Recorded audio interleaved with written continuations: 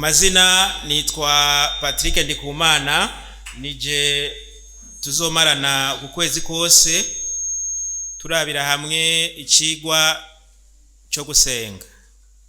Tuzorabira hamwe icigwa cyo gusenga kuko abantu benshi baribaza bati none gusenga birigwa. Atego cyane kuko intumwa za Yesu zaramubajije ziti twigishe gusenga nkuko Yohana yigishije abigishwa biwe. Yesu ashimwe. Bisigura yuko gusenga nako nyene kurigwa. Ni naco gituma rero nagoma ngo ndabaha ikaze kugira ngo tuze tubane muri iki cigwa cyo gusenga uku kwezi kose. Gusenga rero dukunda kuvuga ko ari kuganira n'Imana, ariko kandi turazi ko Imana ari nyinshi. Duheruka icigwa c'abamarayika aho twabona ko hari abamarayika beza n'abamarayika babi. Gusenga rero ushobora kuba uri kuganira n'Imana y'ukuri, ariko kandi ushobora kuba uri kuraganira n'abamarayika babi. Ariko twebwe twakoraniye hano gusenga kwacu tuvuge duti no kuganira n'Imana yaremye isi n'ijuru. Imana ishimwe. Kuri uyu munsi rero wa mbere w'icigwa nagomba ngo duhave turabira hamwe urufatiro ruvuga ngo ni kubera iki dukwiye gusenga. Gusenga jewe mpagaze imbere yanyu igihe nariko ndiyumvira mu ntangamarara ya kino cigwa kizomara ukwezi kumwe,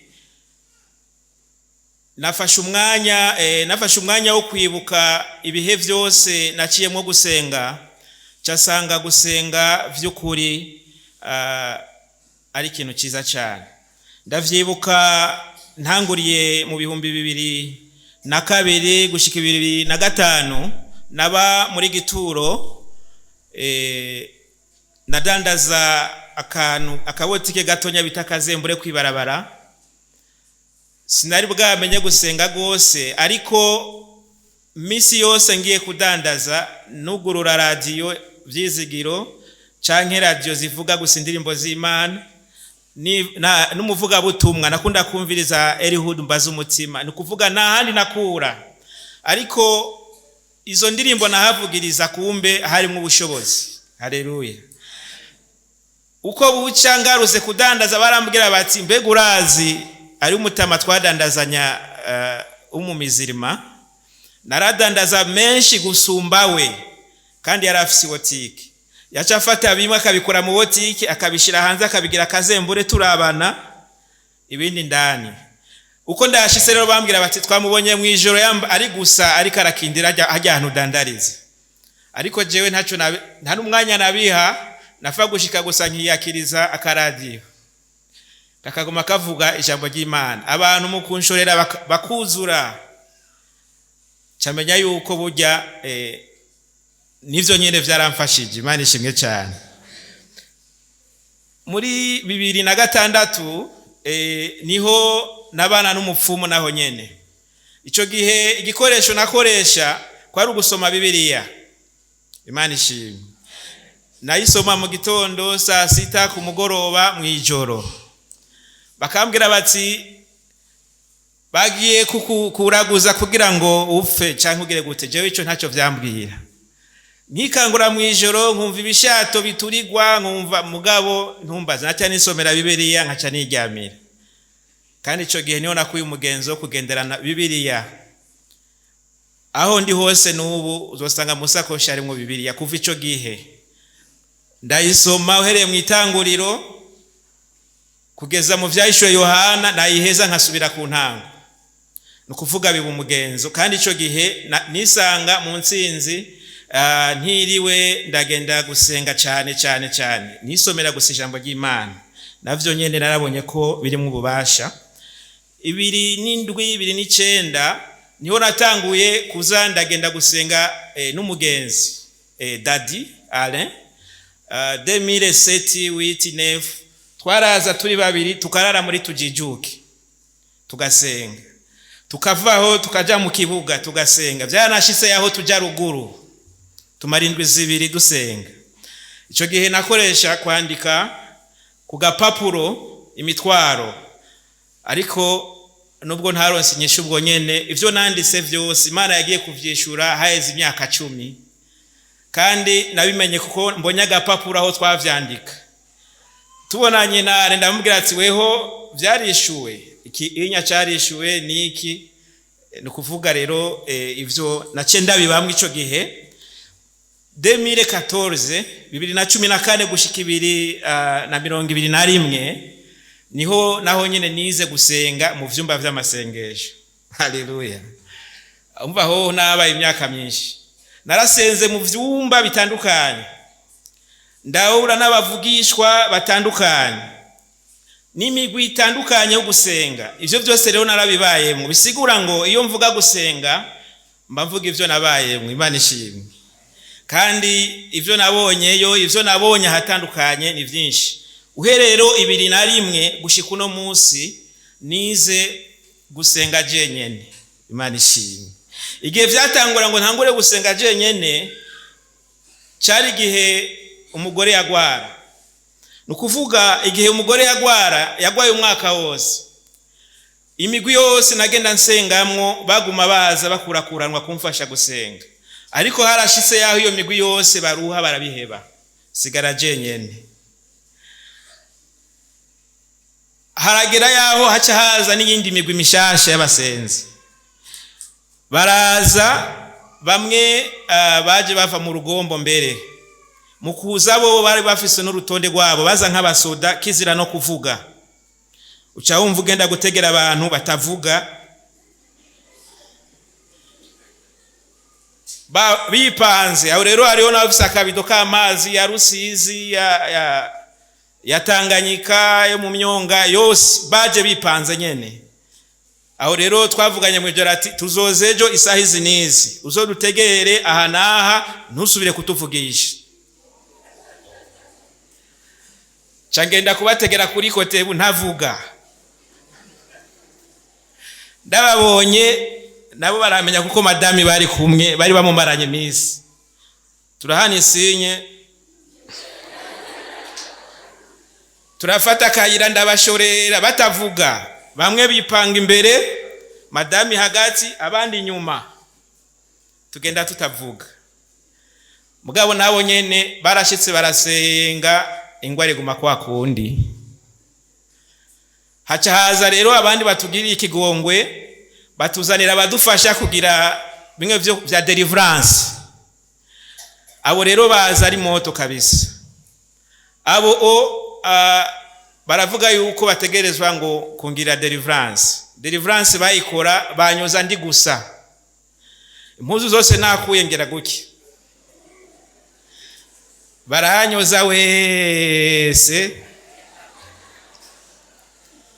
Acavuga ati iyi sabuni tukogesheje ucugenda uyiterere mu mazi atemba.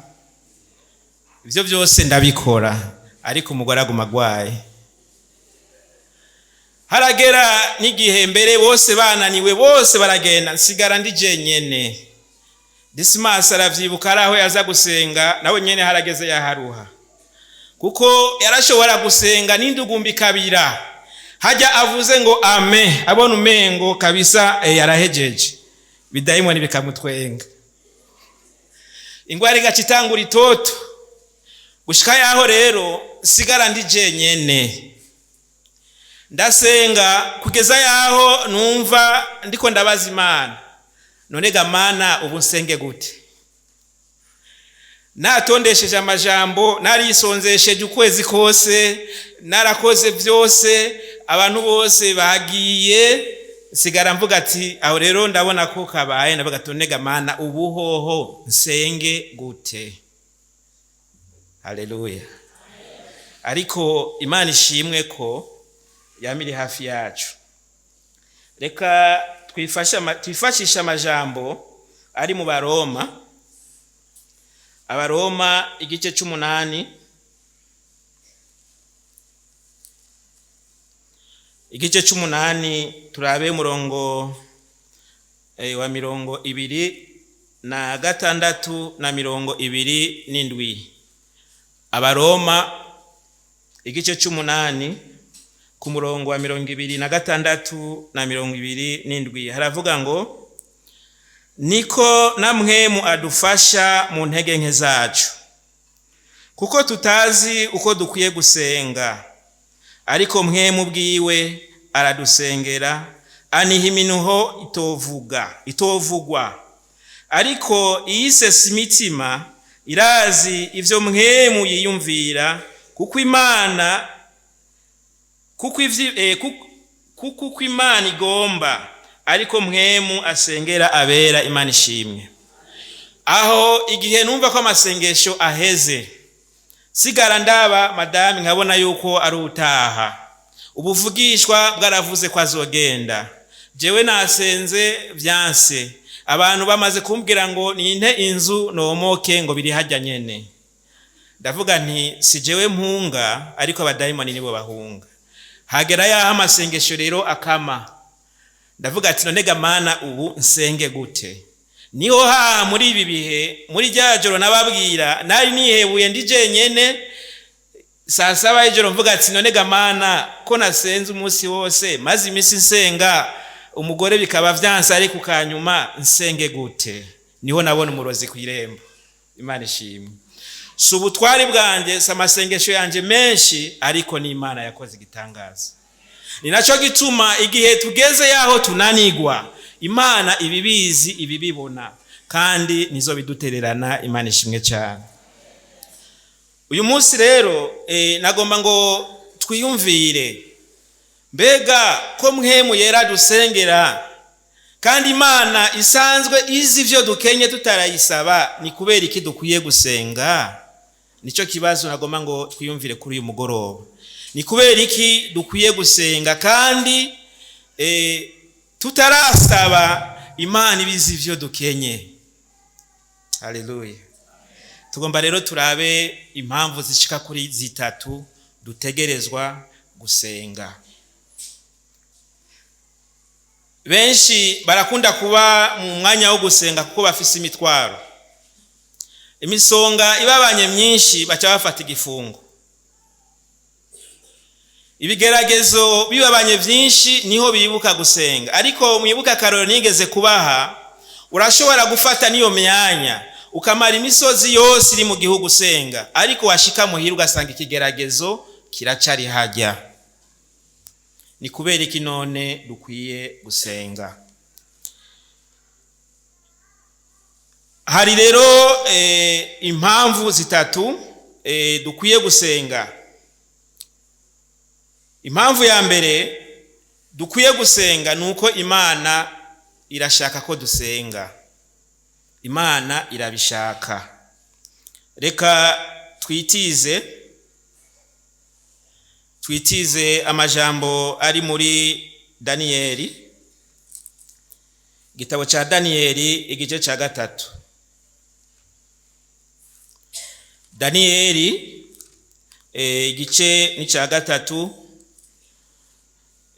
Turabe impamvu ya mbere. Imana irabishaka, igituma ibishaka. Reka twitize aya majambo. Daniyeli igice ca 3 ku murongo wa 17 na 18. Daniyeli igice ca 3 umurongo wa 17 na 18. Ariko nagomba nkubwire ngo ubuzima bwose woba uri kuracamwo, rema. Narabivuze kwa Mungu, nubu ndabisubiremwo, humura. Yesu niwe yavyivugiye. Kw'isi turi n'amarushwa, kandi ko tukiri mw'isi amarushwa azokwamaho. Haleluya. Undi muntu turiko turavugana tutera inkuru, niwe yavuze ati ngo Imana ngo ihindura ibihe. Mbega Imana ihindura ibihe gute? Bisigura ngo wari mu bigeragezo ngo biravuyeho, none biraheze? Eka ibihe bishika ku bantu bose. Ni naco gituma rero twobimenya. Daniyeli igice ca 3 ku murongo wa 17 na 18. Impamvu ya mbere dukwiye gusenga nuko Imana irabishaka. 3:17 aravuga ngo asangwa ariko bimeze. Imana yacu dusavye ishobora kudukiza muri iryo tanure ry'umuriro uhinda, kandi ntiyobura kudukiza mu kuboko kwawe mugenzi.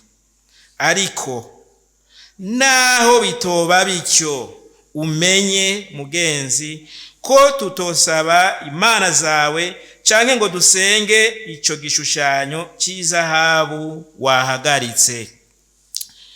Nukuvuga ngo kw'isi hari ibimana vyinshi.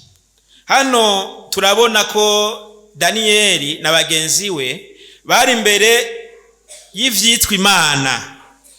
Igituma rero Imana ishaka yuko tuyisenga, Imana irashaka yuko buri munsi, buri saha, buri munota, buri segonde tuvuga Imana duhisemwo kwidufasha. Imana ishimwe. Mbega mu bimana vyose bibaho, ni iyihe mana buri segonde ukeneye ko ikuba hafi? Turi kumwe? Nico gituma Imana irashaka ko tuyisenga. Tudeclare ubwacu tuvuge duti ni wewe Mana duhisemwo. Buri saha, buri segonde, buri munsi tuvuge duti uhoraho Mana ni wewe dukeneye. Tubivuga mu gusenga. Tudeclara mu bigirwa mana vyose. Kandi bigirwa mana hano ba Daniyeli bari imbere y'igishushanyo. Ariko nagomba ngubwire, Imana irashaka yuko tuyihitamwo, tuyisenga imbere y'ibindi bintu byose. Ashobora kuba ngaha hari amafaranga, hano hari agakiza. Munzanuza imbere yawe, hagati y'amafaranga n'agakiza wewe uhisemwo iki? Hariho benshi bigora ngo ntacyo ngo nzoba ndihana mugabo y'amafaranga sindayahusha. Hari abo bigora hagati y'ubusambanyi n'agakiza, kavuga hati oya ntacyo, mugabo ko ntacyo kagatuma agakiza ashira ku ruhande. Ni naco gituma Imana irashaka ko dusenga. Irashaka yuko buri mwanya tuyishingira intahe, tudeclara imbere y'ikintu cyose ko atayindi Imana dukeneye ariyo. Imana ishimwe cyane. Gusenga rero Imana irabishaka. Irabishaka kuko hari ibimana vyinshi. Hariho n'abasenga Satani ku mugaragaro, ariko kandi abubaha Imana bakwiye gusenga. Bamenye Imana bahisemwo yariyo muri ubu buzima bwo kuri inosi. Ikindi kintu twobona Yeremiya 33 ku murongo wa 2 n'wa 3 avuga ngo mpamagara. N'umurongo tuzi twese, nanje ndakwitaba. Akabazo cyugira ngaha, mbega Imana birasaba ko tuyihamagara kandi turumva ko iba muri twebwe. Haleluya. Ariko ngo mpamagara, Imana irashaka ko tuyihamagara. Kuyihamagara sukundi no gusenga. Tuzobona uburyo butandukanye bw'ingene twosenga, ariko Imana irashaka ko dusenga. Wumve gihe cyose usenga ko Imana ibikunda, irabishaka. Ubishire mu bwenge bwawe, Imana irashaka ko tuyisenga. Ikindi twovuga turavye mu vyahishuro Yohana, mbere tuhacishe amaso turabe amasengesho y'abera n'umubavu umotera neza Imana. Camwibaza Imana iryoherererwa kumva ko kamoto. Ngiyi impamvu dukwiye gusenga. Imana ishimwe cyane. Igihe cyose abera bariko barasenga imbere y'Imana n'ububavu mota neza. Ni naco gituma abizeye bose bahamagarirwa gusenga. Imana irabishaka. Ivyahishuro Yohana niho dusanga uyo murongo, naho mwoja kuwirabira igice cya 5 ku murongo w'8 ngo niyo gusenga kw'abera. Amasengesho rero no mubavu umotera neza Imana. Ni naco gituma dusenga. Muce mwibaza rero, umuntu wese afashe umwanya wo kubabaza estoma yiwe imisi 3 atakindi kimujanye imbere yiwe. Ni Mana ntabara, Mana ntabara, Mana ntabara. Cufata igicapo cy'umwana wawe azi imbere yawe gusa kubwira papa umukate.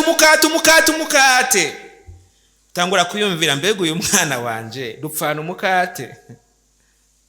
Imana idufashe cyane. Papa umukate.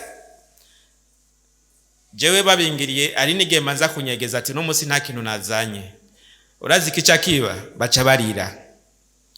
Dusanga abizera ho kuzana amasengesho yayo imbere y'Imana nk'umubavu motera neza papa baza barira.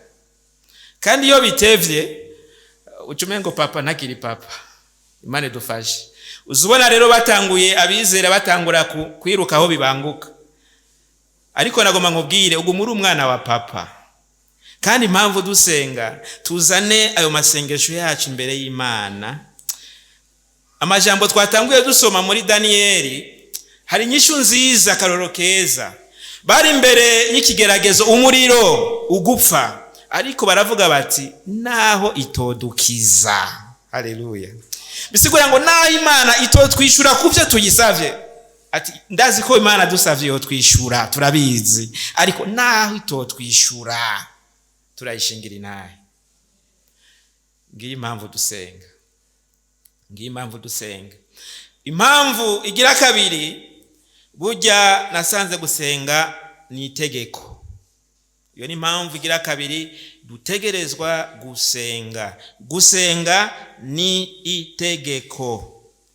Iyo ikintu rero kibaye itegeko bisigura ngo utegerezwa gusenga. Ndazi hano hari abanebwe bo gusenga. Iyo hageze kujya uzawumva mu izina rya Yesu amen.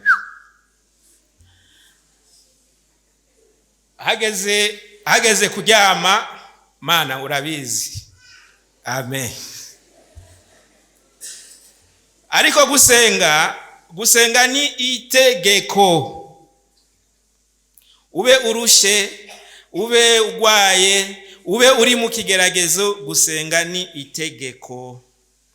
Reka twitize amajambo ari muri Mariko igice cha 14.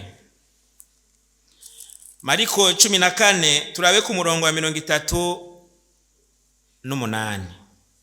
Mariko 14:38 haravuga ngo nimube maso musenge nimuje mumosha mabi umutima niwo ukunze ariko umubiri ufise intege nke. Haleluya. Hano naciye akarongo ku bintu bibiri igituma ari itegeko. Aravuga ngo umutima urabikunze. Ariko ikigira kabiri ni umubiri ufise intege nke. Mbega wumva wambaye umubiri? Haleluya. Nimba wambaye umubiri ni itegeko usenge. Kuko umubiri ufise intege nke. Yesu hano araduha akarorero. Yari mu bihe vyo gukora igikorwa cyo gucungura.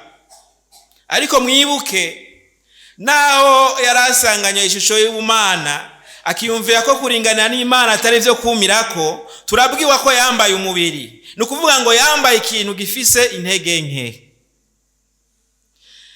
Uyo mubiri rero haragera yahavuga ngo umutima urakunze. Umutima ni w'umuntu yizereje. Haleluya. Ariko umubiri ngufise intege nke. Kubera iki yambaye umubiri ufise intege nke. Nimba rero umuntu afise umubiri akwiye gusenga. Ni itegeko gusenga ku muntu afise umubiri. Nasanze abantu umwana w'umuntu wese ari spirituel. Nukuvuga ngo yamafise ubushishozi bwo gushaka kurondera ibintu vy'imhemu.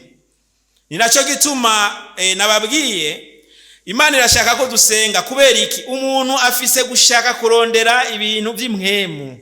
Iyo rero adahise mw'Imana ahitamo ikindi kintu. Imana rero igituma ibishaka ko dusenga nuko dutegerezwa kurondera kuyisenga tukiadresa tukagenda tukatumberayo. Kuko hariho abandi baca barondera ko umutima urakunda kurondera ivy'imwemu bagaca banyerera bakarondera ibindi. Hano rero Yesu mu isengesho ryiwe ravuga ngo umutima urakunze ariko umubiri ufise intege nke. Nawe wambaye umubiri ntiwikawushe, ntiwigire igihangange ngo uri pasitori, ngo uri bishop, ngo urinde. Umubiri wambaye ufise intege nke. Uzokumva abantu batwariye inda mu masengesho, bagiye mu masengesho bose bari mu mpwemu, urabona bose bari mu mpwemu, ariko nkubwire ushaka ube mu mpwemu gute wambaye umubiri? Satani nuko tukama tuvuga ko ari satani, mugabo n'uyu mubiri wacu duhamagarirwa gusenga. Yesu aravuga ngo nimube maso, kandi uko gusenga mukubemwo maso. Wambaye rero umubiri ufise intege nke, ni itegeko gusenga. Tube maso. Ikindi kintu dutegerezwa kumenya yuko ari itegeko, dukwiye kwama twibuka ko hano mu isi abizeye twahawe igikorwa cyo kuvuga ubutumwa, ngo nuko nimugende muhindure amahanga kuba bigisha abantu. Ukuvuga ngo itegeko dufise, dutegerezwa kuvuga ubutumwa bwiza. Ariko turabona muri iki gikorwa Paulo, reka turabe amajambo ari mu Bikolosayi, turabe Paulo mu kwandikira Abikolosayi ivyo yabonye ko dutegerezwa. Cede Paulo yandikiye Abikolosayi ni gice ca 4, turasoma rya mirongo duhere ku murongo wa 2. Cede Paulo yandikiye Abikolosayi igice ca 4 ku murongo wa 2 gushika kwa 6. Haravuga ngo, Abikolosayi igice ca 4 ku murongo wa 2 gushika kwa 6, mukovye mu gusenga, mukubemwo maso mushima, kandi natwe nyene mudusengere kugira ngo Imana itwugururire urugi rwo kuvuga ijambo ryayo, tuvuge ibanga rya Kristo iryo mbohewe, kugira ngo ndariserure nk'uko nkwiye kuvuga. Mugendane ubwenge kubo hanze, mugura uburyo mubugwiza. Imvugo zanyu zamane ubuntu bw'Imana, zirunzwe umunyu, kugira ngo mumenye ingene mukwiye kwishura umuntu wese. Hano muri ano majambo nakuyemo ivyumviro bitatu bisigura ngo musengere abera. Hano ndazi hari abansengeye, ni naco gituma Imana yankoreye igitangaza nisanga hano. Ndize Jean Claude antelefonye 6h z'umugoroba nkiri mu biro ku kazi, ambwira ati mbega urazi yuko atani minota 30 ufise? Imana ikinkorera igitangaza, nkisohoka gutya gusa ubwo nyene cyambona taxi ikishikara ngaha sanga sindacekwa. Imana ishimwe n'amasengesho yanyu. Paulo rero hano muri ano majambo dusengere abera, kuko Satani arafise ibifashi bitandukanye, impamvu zitandukanye zotuma abakozi bari imbere yanyu bigenda nabi. Kandi aravuga ngo dusenge, kuko dusengera abera kugira ngo tuvuge ubutumwa uko bikwiriye. Abantu tudasenze dushobora kuza hano mwese tubabwira ngo pokea gari, pokea nyumba, pokea, mukazorinda muva mwisi mudapokeye. Ariko kubwa amasengesho musengera abarongozi, musengera abigisha, Imana iradufasha ikaturongora kugira ngo twame turonka ijambo rizima nkuko ivyanditse biri. Ni naco gituma rero gusenga kuwizeye ni itegeko. Tuzobona impamvu zindi igituma dukwiye gusengera abandi. Ikigeretse ko kuri ivyo vyose tugendane ubwenge. Ni naco gituma rero iyo udasenga burya usanga n'ubwenge bwawe butamenya kuvangura ikibi n'iciza. Wabona umusambanyi ugafatikanya nawe, wabona umusuma ugafatikanya nawe, ariko usenga ugendana ubwenge. Imana idufashe cyane. Impamvu ya nyuma nagomba duhereze ko igituma dusenga ni bidufasha kwegera Imana, bidufasha kwegera Imana. Reka turangirize ku murongo uri muri Yona, mu gitabo cya Yona igice ni cya 2 ku murongo w'7. Ariko kandi aka gace kose ka 2 karavuga amasengesho ya Yona. Muca mwibuka ko Yona yagiye gusenga aca bugufi ari mu nda y'urufi.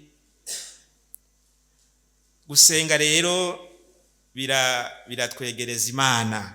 Ku murongo w'indwi bavuga ngo aho umutima wanje wihebura muri jewe nibutse Uhoraho, ugusenga kwanje kwagushitseko mu rusengero rwawe rwera.